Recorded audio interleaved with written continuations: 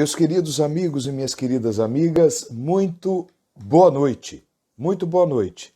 Muito obrigado pela presença de todos vocês.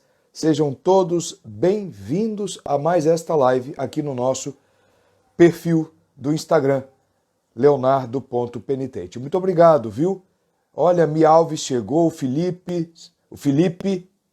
Siles. Muito obrigado, Felipe, pela presença. Boa noite, Mi Alves. Boa noite, muito obrigado, gente. Sejam todos bem-vindos.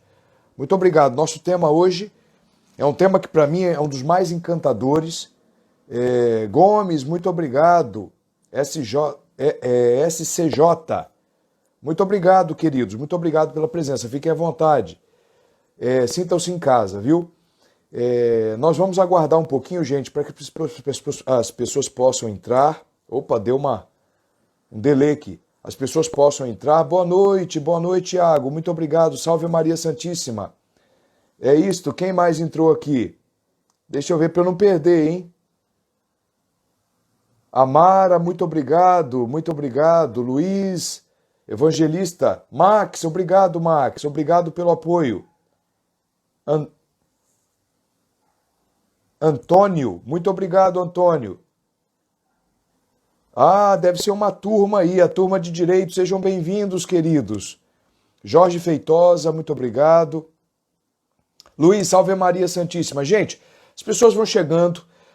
As pessoas que estão chegando, muito boa noite. Sejam todos bem-vindos. Sintam-se abraçados. Aquele caloroso abraço, tá bom? Aqui do professor Leonardo. Muito obrigado. A minha esposa agora entrou para nos controlar aqui em relação ao tempo, para nos ajudar. Victória, muito obrigado. Gente, muito obrigado pela presença de todos vocês. Olha só, hoje, dia 9 de setembro de 2020, no dia 7, segunda-feira, nós comemoramos a famosa data da independência do Brasil, a nossa independência em relação à pátria-mãe Portugal. Pátria-mãe Portugal.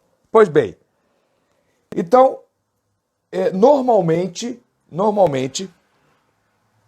nós consideramos esta semana uma semana dedicada à nossa pátria. À nossa pátria. Eu acho que todos os dias, e olha, queridos, que eu digo isto para nós que somos católicos, para os católicos que estão me ouvindo. Ah, o professor Schuster, muito bom tê-lo aqui, viu? A Xanda, enfim, todos que estão chegando. Muito obrigado pelo prestígio e pela presença de todos vocês. Então, nós católicos temos que pensar na nossa pátria todos os dias. Todos os dias.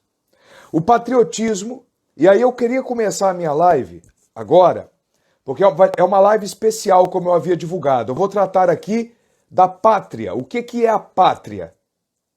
Não é? O que é a pátria?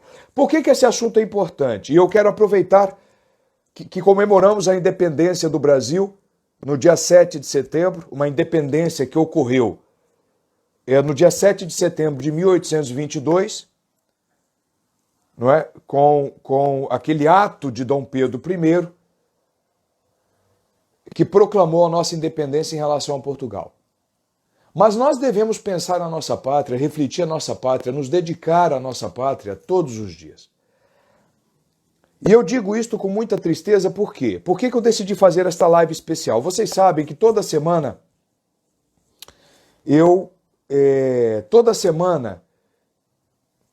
em todas as segundas-feiras, eu faço o Papo de Homem Católico, né? Então eu estava conversando com a minha esposa, olha, vamos fazer, foi uma ideia que veio dela, inclusive. Aqui eu agradeço imensamente. Vamos, ao invés de fazermos o Papo de Homem Católico na segunda-feira, vamos fazer uma live especial na quarta-feira, porque é a Semana da Pátria. E nós precisamos falar da pátria por quê? Porque eu tenho percebido que já não existe, pelo menos na minha geração, eu estou com 40 anos, pelo menos na minha geração, e o que dizer das gerações mais novas, os meus filhos, os filhos de vocês, nós não sabemos mais amar a pátria. Já não sabemos mais o que a pátria representa para as pessoas. E o maior sinal disso é que quando a nossa pátria está mais enferma, mais doente, mais precisando do nosso auxílio, é neste momento que muitas pessoas pulam fora do barco. Pulam fora do barco. Então, quando a pátria está, quando a vaca está indo para o brejo, com o perdão da expressão, quando a pátria está afundando num pântano de lama, de corrupção, de imoralidade, aí é que as pessoas abandonam o barco, viajam, querem morar nos Estados Unidos porque as condições são melhores, etc, etc, etc. Quer dizer, ao invés de ficarmos e lutar pela nossa pátria e tirar quem está corroendo, os vermes e vírus que estão corroendo a nossa pátria, nós queremos deixá-la.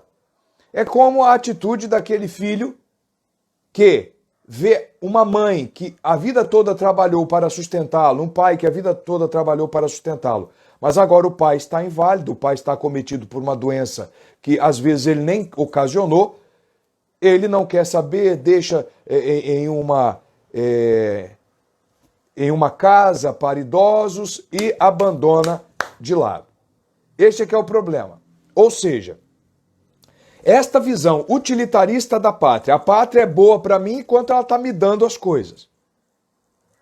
E quando ela já não me dá mais, porque a fonte secou, porque roubaram a pátria, nós deixamos roubar também, aí nós não queremos mais.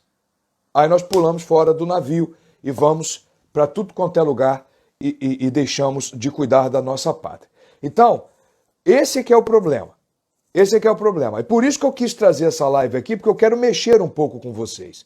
Quero mexer um pouco com vocês. E aí eu falo para todos os que estão aqui, porque, como todos sabem, eu sou católico. Eu sou católico.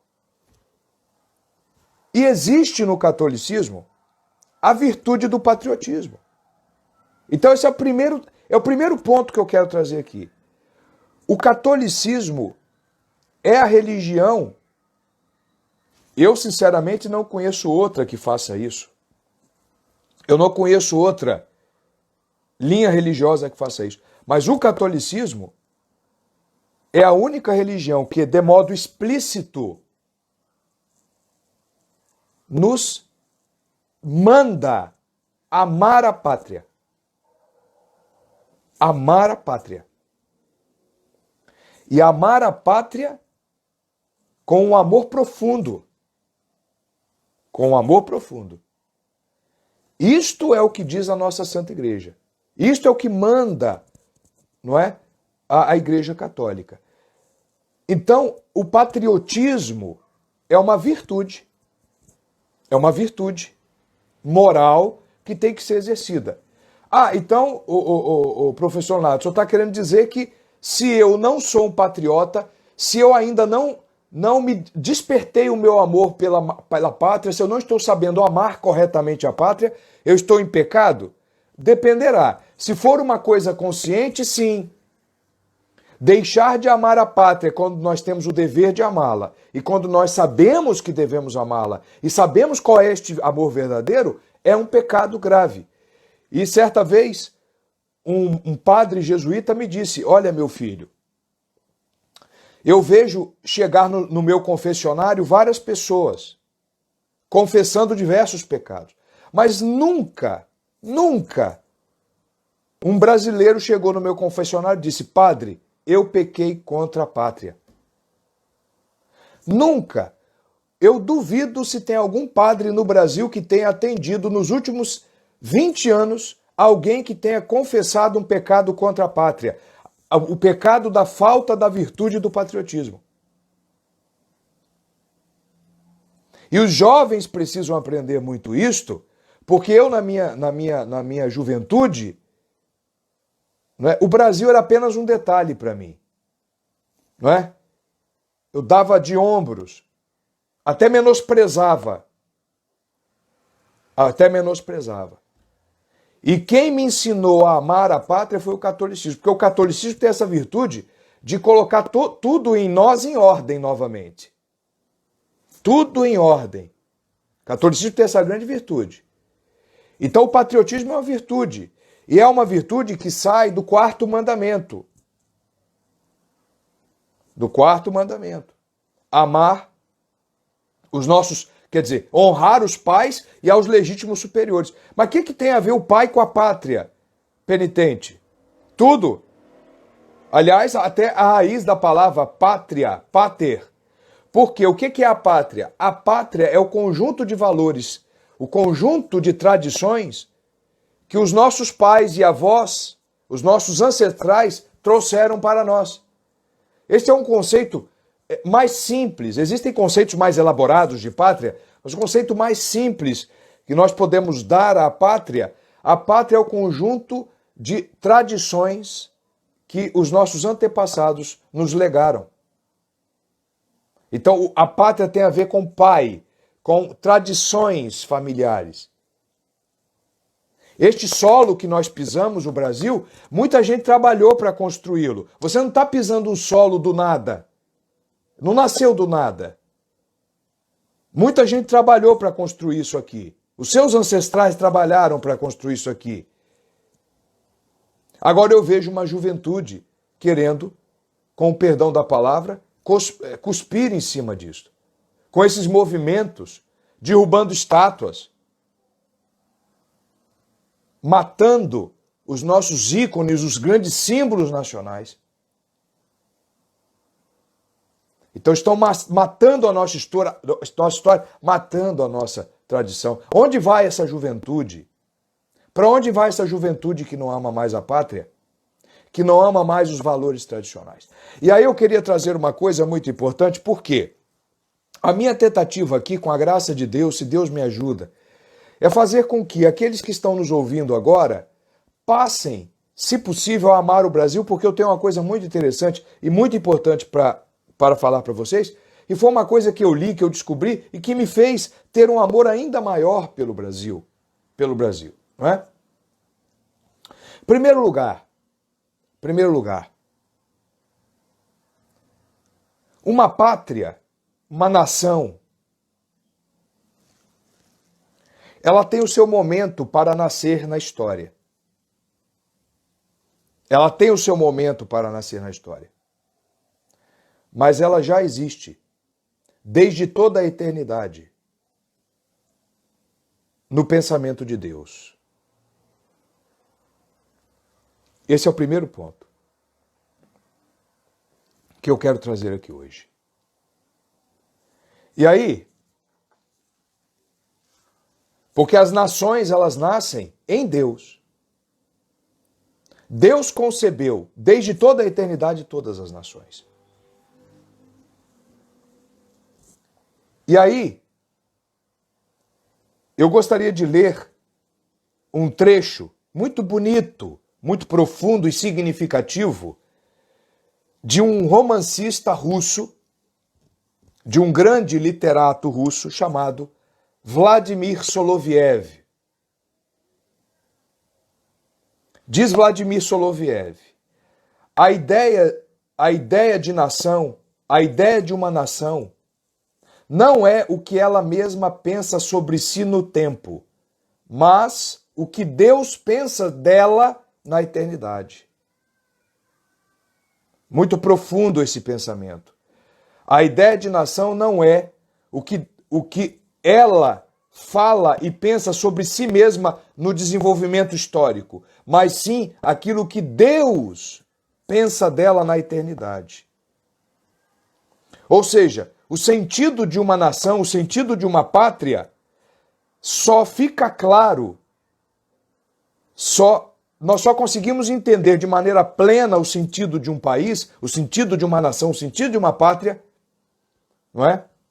Não no seu desenvolvimento histórico, mas no plano divino. É no plano divino que uma nação tem o seu sentido, a sua finalidade, o seu sentido de existir completamente explicado.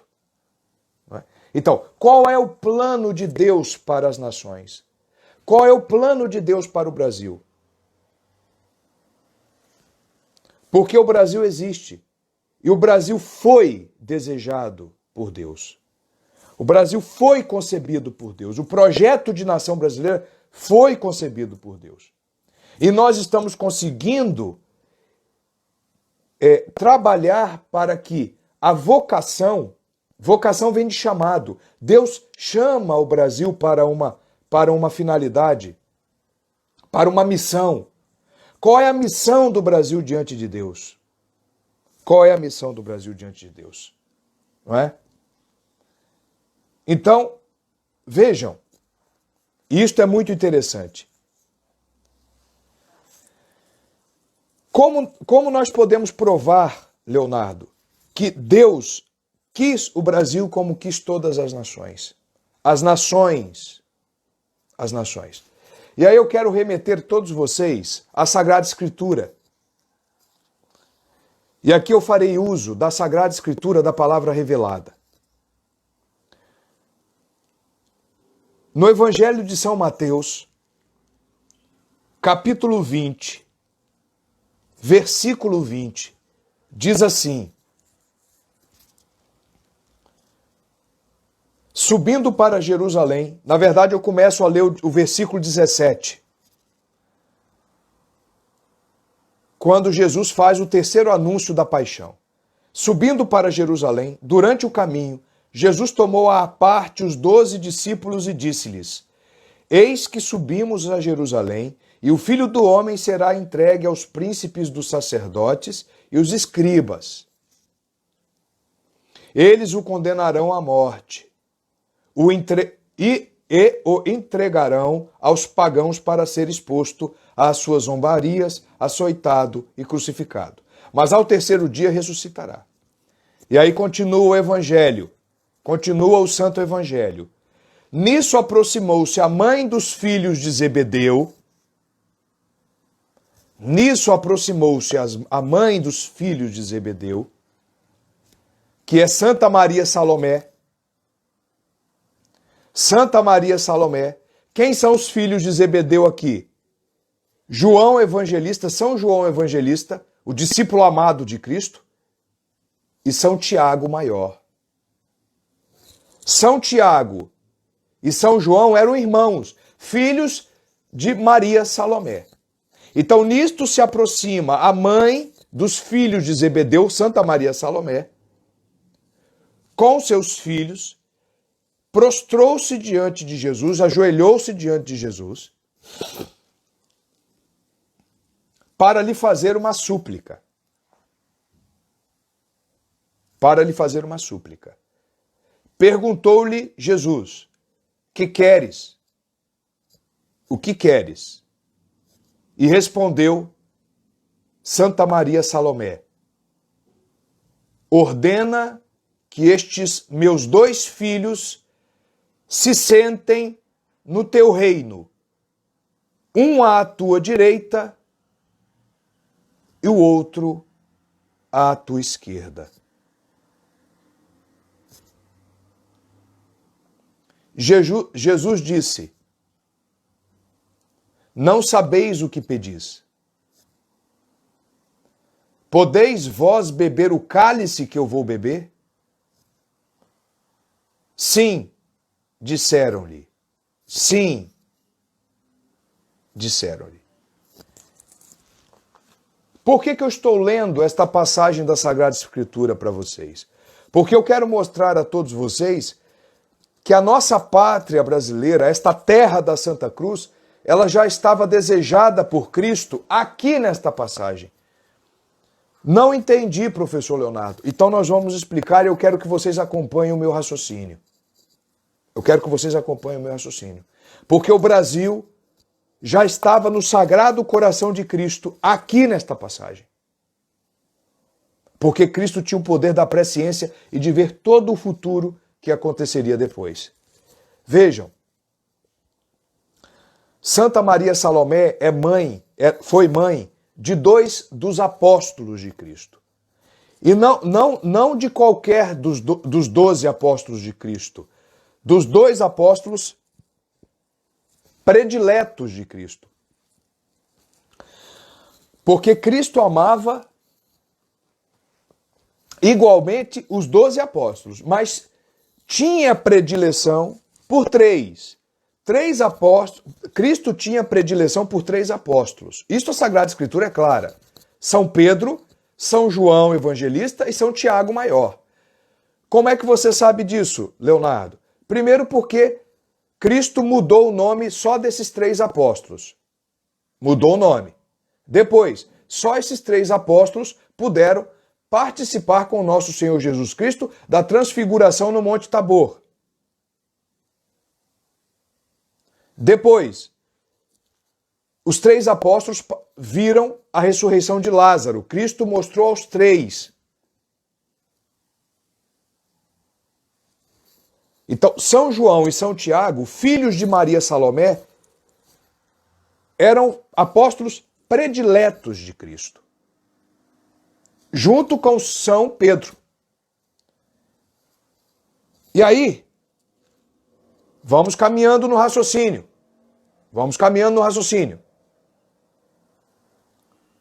Santa Maria Salomé pede a Cristo ajoelhada, uma mãe pede a Cristo ajoelhada: Senhor, fazei com que esses meus dois filhos, São João e São Tiago, sentem junto convosco no seu reino, um à esquerda e outro à direita. E Cristo disse: podeis beber o cálice? E eles responderam: sim. O que Cristo deixou para Pedro? Para São Pedro? A igreja. A igreja católica. A igreja, o corpo místico de Cristo. Cristo entregou para Pedro. O que Jesus deu para São João? A Virgem Maria. Lembram na cruz, discípulo, eis aí a vossa mãe. Mãe, eis aí o vosso discípulo. E para São Tiago, o que Cristo entregou?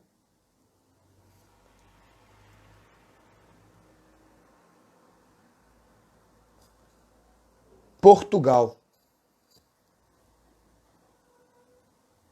Portugal.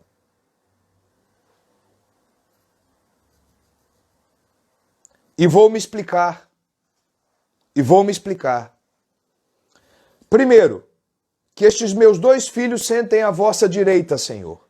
E um à direita e outro à esquerda. Para onde foi São João Evangelista? Catequizar o Oriente.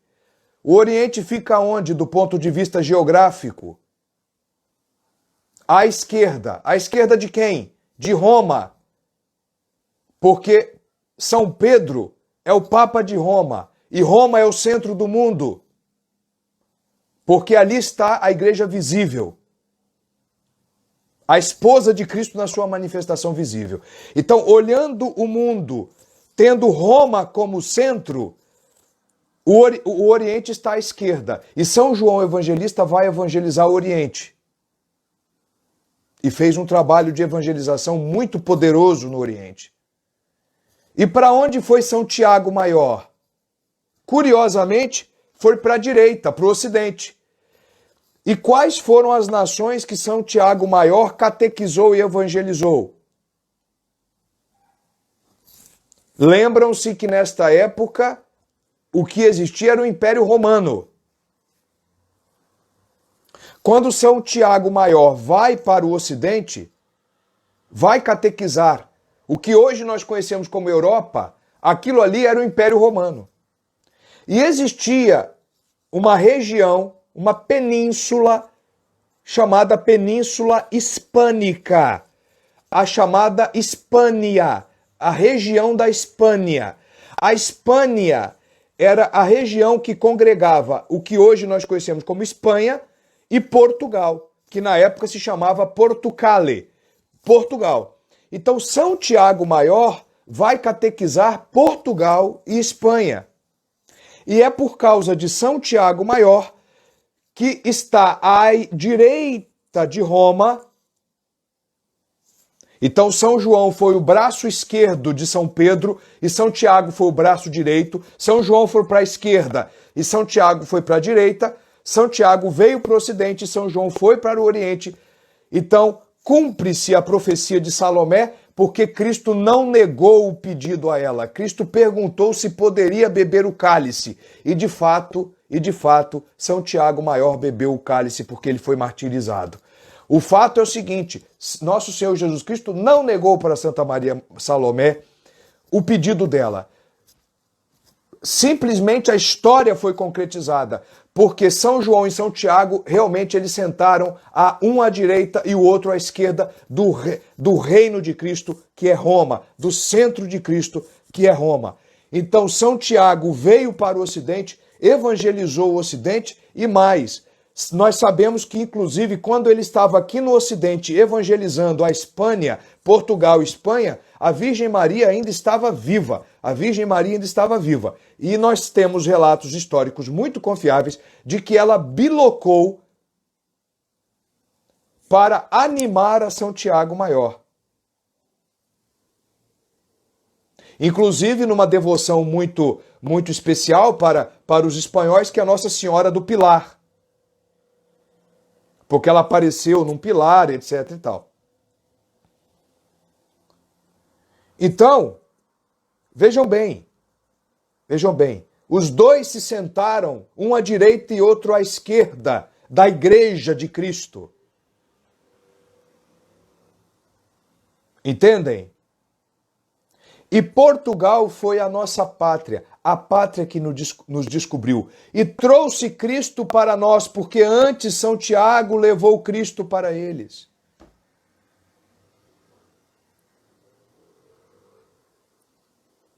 Por que Santa Maria Salomé pediu para que os dois pudessem se sentar, um à esquerda e outro à direita? Cristo sabia que isto ia acontecer. Cristo sabia que São Tiago viria para Portugal e para Espanha, e que Portugal, com a sua vocação missionária, viria ao Brasil e nos descobriria. E aí nós chegamos a um outro ponto, queridos. Nós chegamos a um outro ponto muito importante. Primeiro, eu espero ter provado, do ponto de vista bíblico e histórico, que todas as nações provenientes de Portugal, inclusive o Brasil,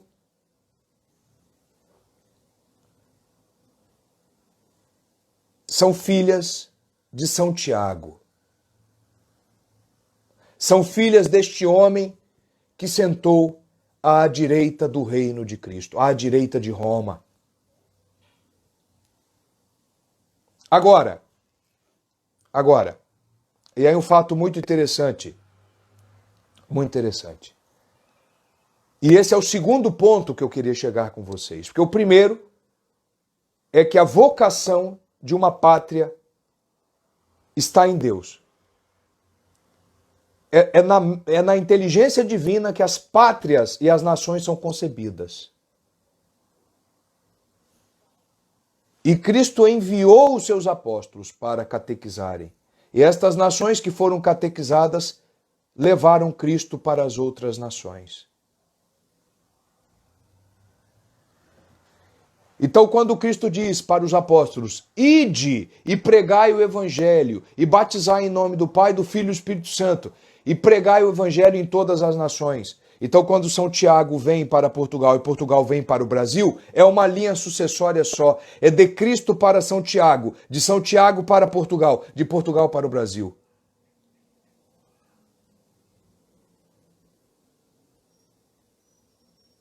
E isto é uma coisa muito interessante. Agora, a segunda coisa que eu quero falar para todos vocês. Qual é o critério? Qual é o critério que nós devemos usar para definir o descobrimento de uma nação? O que significa dizer que uma nação foi descoberta?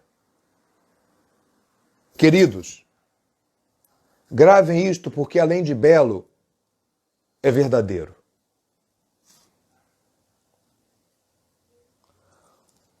Um país, uma nação, ela só adquire importância para a história universal, ela só nasce para a história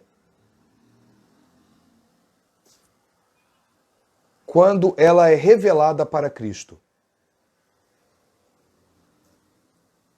Quando o véu da obscuridade tribal é retirado e Cristo é levado a este território. Um território só se torna uma nação e uma pátria quando nasce para Cristo. Assim como nós, seres humanos, só começamos a participar da história universal quando somos batizados. Porque toda a história vai terminar em Cristo. E a única história definitiva e que repercutirá por toda a eternidade é a história daqueles que fazem tudo por Cristo, porque tudo vai terminar em Cristo. Então aquilo que não é feito por Cristo se perderá no fim da história, quando Cristo voltar na sua segunda vinda. Só tem reverberação na eternidade as obras que são feitas para Cristo.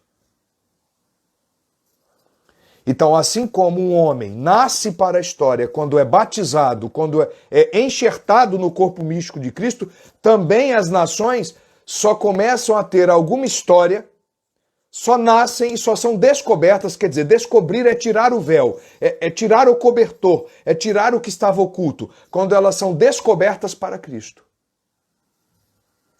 E aí eu não quero entrar aqui nessas discussões menores, na minha opinião. Porque os espanhóis chegaram no Brasil primeiro. Porque uma expedição espanhola de Pisón chegou no Brasil primeiro. Não interessa. Não é o que chega primeiro, o que chega depois. É o que chega com Cristo.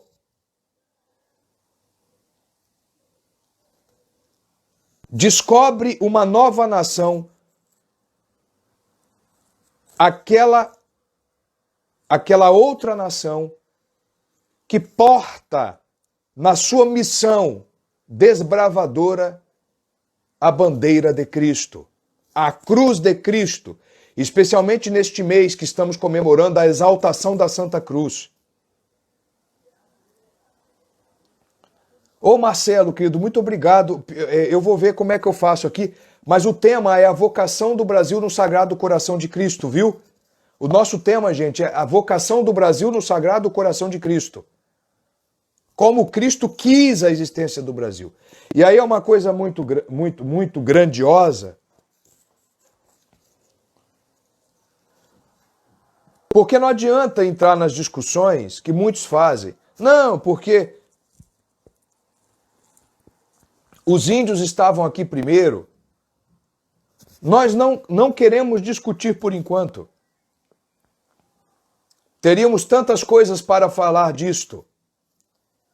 Mas o fato é que uma nação só se torna uma nação verdadeiramente.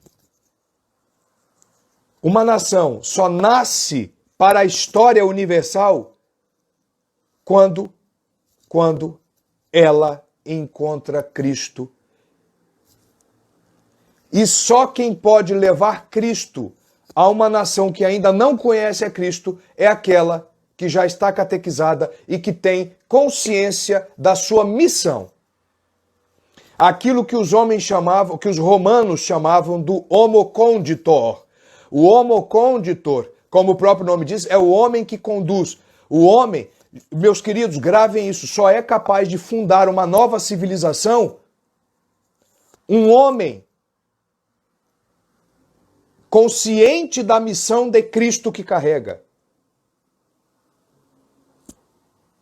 Como foi Pedro Álvares Cabral, como foi Colombo, que recentemente eles quiseram derrubar lá nos Estados Unidos a estátua de Colombo e cortar e decapitar a estátua de Colombo. Assim eles vão destruindo aqueles que trouxeram Cristo para todos nós, os soldados de Cristo. E isto também só se explica no estupendo dogma da comunhão dos santos, porque tanto Colombo como Pedro Álvares Cabral vieram para a terra de Santa Cruz em estado de graça, comungados e confessados. É a comunhão dos santos. O Brasil foi descoberto e só pode ser explicado pelo dogma estupendo da comunhão dos santos.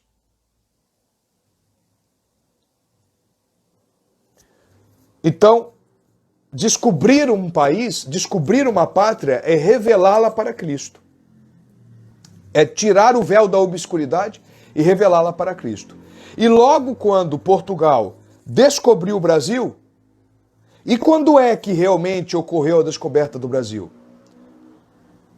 Não foi exatamente no dia em que as caravelas portuguesas aportaram em nossas praias. Não. Foi no dia da Santa Missa. Da primeira Santa Missa do Brasil.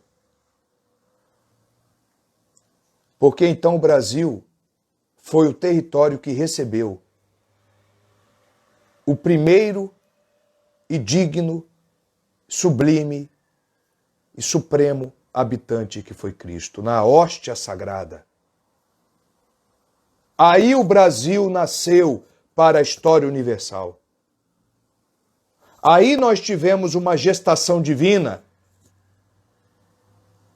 O Brasil tem um passado que tem que ser honrado. Nós não somos filhos do nada.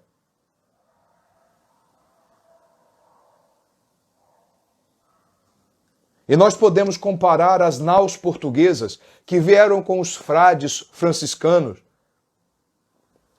que veio com a Igreja Católica para levar Cristo às almas que aqui estavam.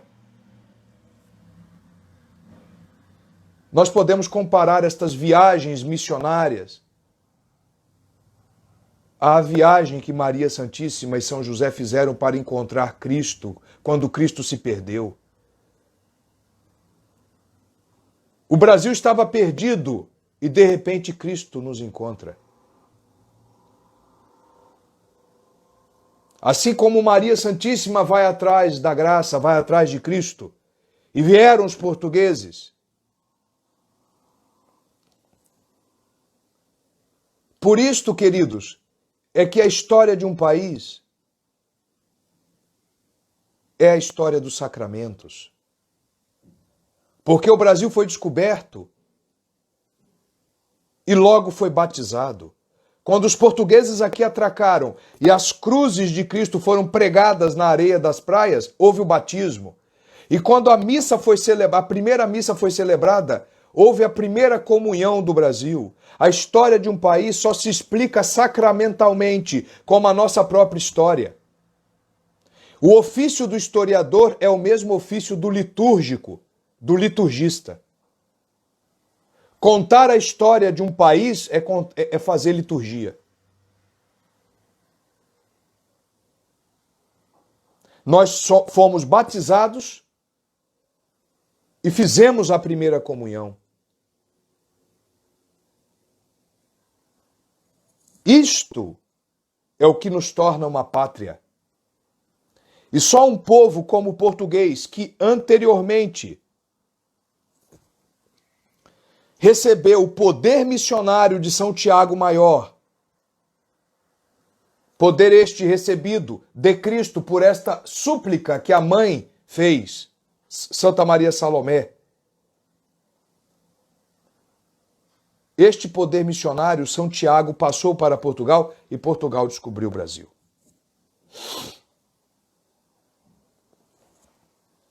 Agora, isto é o bonito, isto é o importante. Nós temos... Então, qual seria a verdadeira vocação do Brasil, queridos? Assim, uma coisa antes.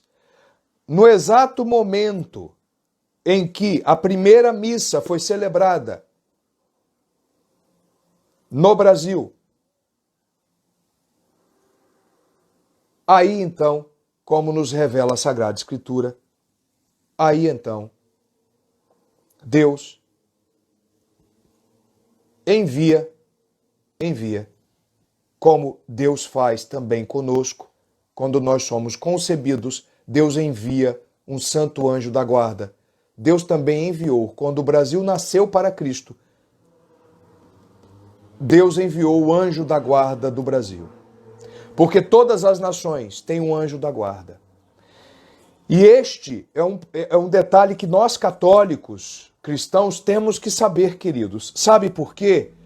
Porque só os países, as pátrias e as nações têm anjo da guarda. E por que eu friso isto? Porque tem coisas que as pessoas não estão percebendo. Que uma das grandes artimanhas do poder global ou da nova ordem mundial é fazer o quê? É destruir a unidade das nações para que só restem as tribos, reduzir as nações em agrupamentos tribais.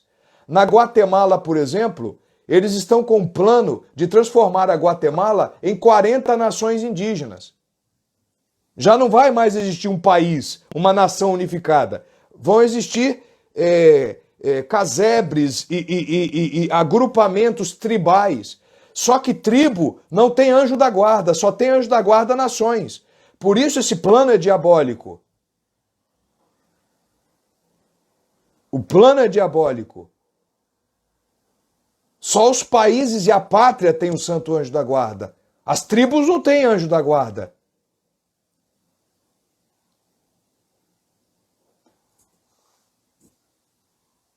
Então, quer dizer, querer desmantelar os países em várias tribos, como já tentaram fazer no Brasil e ainda estão tentando.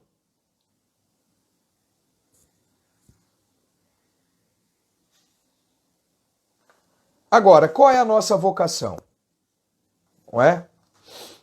E aí nós já vamos nos encaminhando também para o fim, viu, queridos? Porque eu programei uma live especial e como ela é especial, pode ser que ela não obedeça também, né? O tempo que a gente costuma fazer. Nós normalmente costumamos ficar até 2 lives, enfim.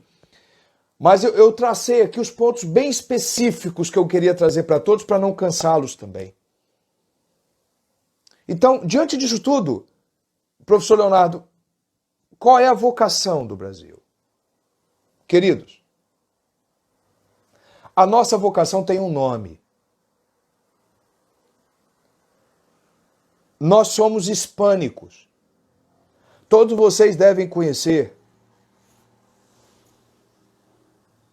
o famoso épico da nossa língua. Famoso, eu diria, único. Os Lusíadas de Luís de Camões. Existe um pequeno trecho, uma estrofe, em um dos poemas, em que Luís de Camões, se referindo aos portugueses, aos lusitanos, faz a seguinte observação: aquela gente da Espanha. Aquela gente da Espanha. Porque a primeira coisa nós temos que esquecer, quando nós ouvimos a palavra hispanidade, a gente sempre lembra da Espanha. Mas Portugal também é hispano. Porque Portugal e Espanha, como eu tinha explicado no início da live, formavam uma península, a Península Hispânica, que São Tiago Maior, o apóstolo de Cristo, veio catequizar. Então, o espírito do brasileiro, o espírito da nossa pátria, o espírito da terra de Santa Cruz é o espírito de São Tiago, o espírito missioneiro, o espírito de cavalaria de luta, o espírito que quer levar a Cristo para todas as almas e mais, derrotar definitivamente todos os inimigos de Cristo e da igreja. Nós temos o sangue e o espírito hispânico, porque a nossa pátria-mãe é Portugal e ela nos herdou este espírito hispânico. Que significa o quê? Que significa, e aí nós vamos coroar a nossa live com esse grande finale, que significa que nós temos que lutar para que seja restaurada a cristandade novamente neste país. E se for possível, a cristandade em toda a Hispanoamérica, que se chama América Latina. Nós temos que nos unir aos nossos irmãos hispano-americanos e fazer a bandeira de Cristo ressoar de novo em nossa pátria e em toda a Hispano-América. Porque este é o verdadeiro internacionalismo. Porque muito se fala da globalização, globalismo. Mas eu quero lembrar a todos vocês que nós temos que ter um cuidado, porque existe uma globalização, existe um globalismo que é bom, que é lícito e que é legítimo. Qual? O globalismo em que as pátrias, todas reunidas para lutar contra o comunismo, o liberalismo, tudo o que existe de ismo contra a igreja e contra a realeza social do nosso Senhor Jesus Cristo, nós vamos pegar a pátria que tem uma irmandade na hispanidade, que tem uma irmandade em São Tiago Maior, e vamos construir o império de Cristo, levantar a bandeira de Cristo e dizer: Cristo é o rei das pátrias, é o rei das nações. E assim nós vamos fazer um globalismo, um internacionalismo de Cristo, sob a bandeira de Cristo. Porque o que eles estão querendo fazer é um globalismo secularizado. Então nós temos que nos reunir. E aí nós evitamos dois problemas. Nós evitamos o problema dos nacionalismos exacerbados e racistas, que estão errados, e do internacionalismo secularizado. Nós temos que ter a mistura entre nacionalismo e internacionalismo. Nem tanto ao céu, nem tanto à terra. Nós temos que ter um nacionalismo legítimo e sadio, que é o seguinte: é respeitar cada nação na sua vocação em Cristo. Cada nação tem as suas peculiaridades, mas sempre tendo a Cristo como rei. E ao mesmo tempo criar um internacionalismo com a bandeira de Cristo. Meus queridos, isso já existiu. Isso já existiu no Sacro Império Germânico Romano. Já estudaram? Sacro Império Germânico. Aquilo lá foi uma verdadeira globalização. Já existiu com a Áustria, com o Império Austríaco, que infelizmente foi destruído pela Primeira Guerra Mundial, aquela guerra ímpia.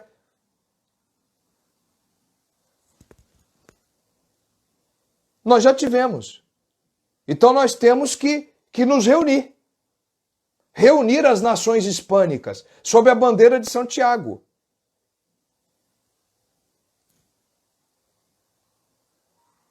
E agir.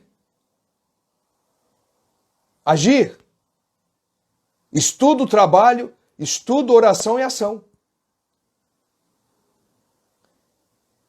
Quer dizer, reunir todos os espíritos hispânicos. A vocação do Brasil é a hispanidade, é fazer ressurgir a cristandade, essa mesma cristandade que nos descobriu,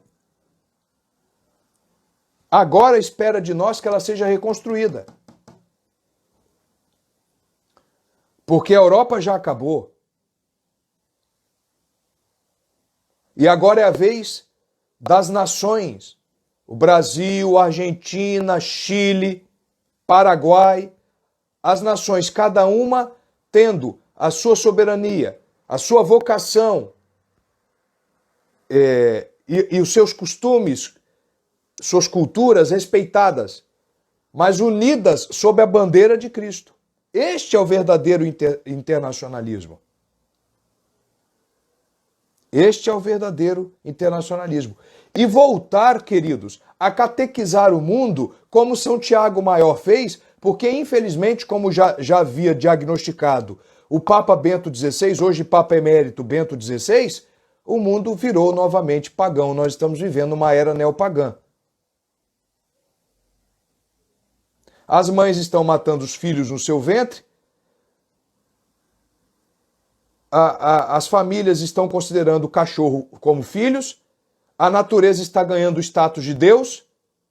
Estão começando a adorar pedras novamente. A fazer totemismo, a adorar árvore.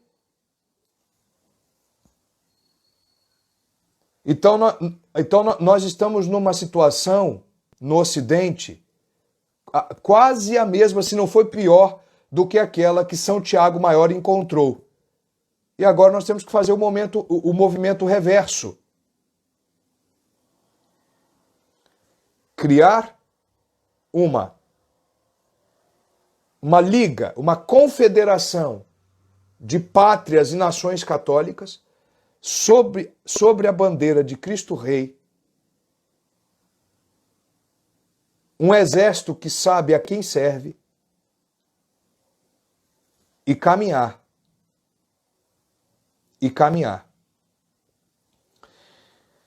Até que em 1822 chega a nossa independência. Não quero entrar na discussão aqui o que verdadeiramente motivou Dom Pedro I. Eu tenho para mim, é uma opinião pessoal, de que Dom Pedro I não tinha qualquer ideia do que nós estamos falando. Mas como a história não depende da consciência humana para servir a Cristo, o fato é que a independência veio em 1822. E veio no tempo correto. Por quê? Se Portugal foi tão bom assim, Leonardo, para todos nós, por que a gente não continuou com Portugal? Queridos, e eu vou explicar uma coisa muito importante para vocês. Só é legítimo um determinado território dar o grito de independência quando a pátria-mãe já não está cumprindo mais com o seu dever e com a sua vocação. E, infelizmente, em 1822, já antes, Portugal já não cumpria mais com a sua vocação. Infelizmente, se deixou e se acovardou e se deixou dominar pelo exército napoleônico. Porque Napoleão foi a pior desgraça que pôde acontecer para a cristandade. Ele destruiu os últimos rastros de cristandade que ainda existia.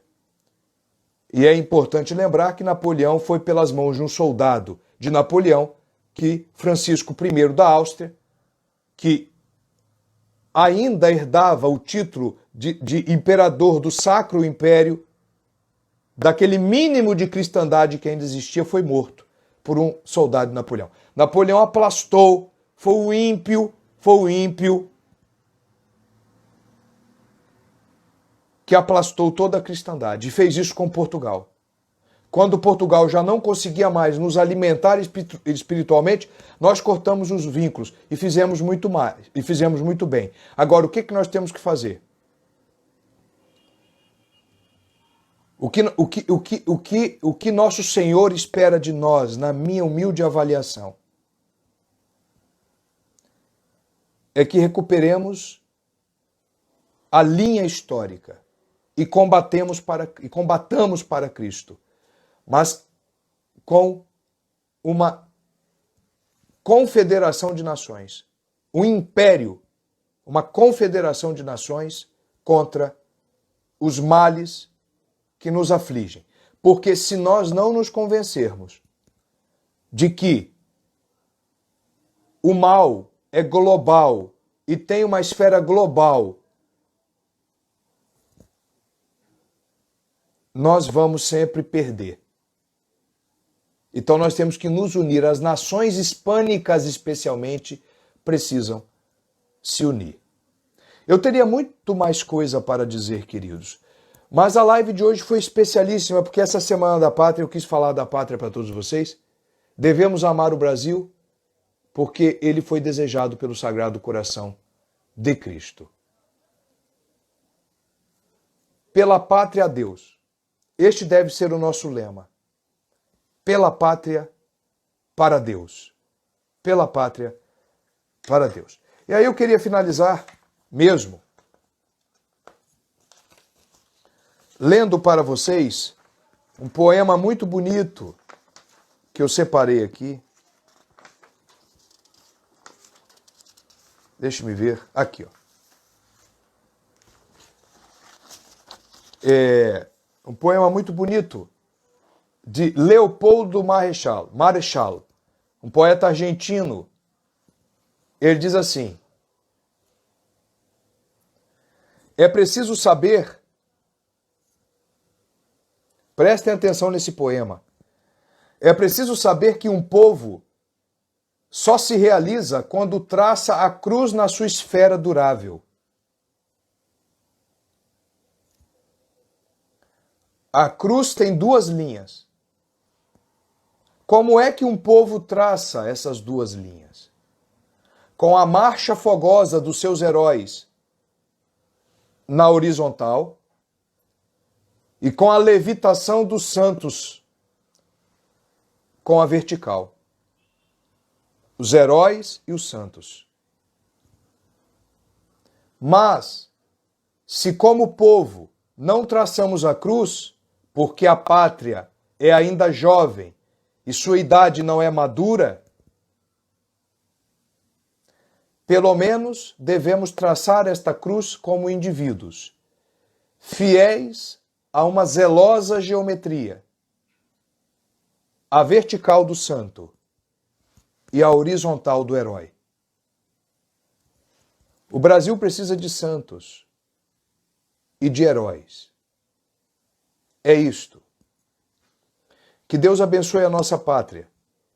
Que Deus tenha compaixão do Brasil.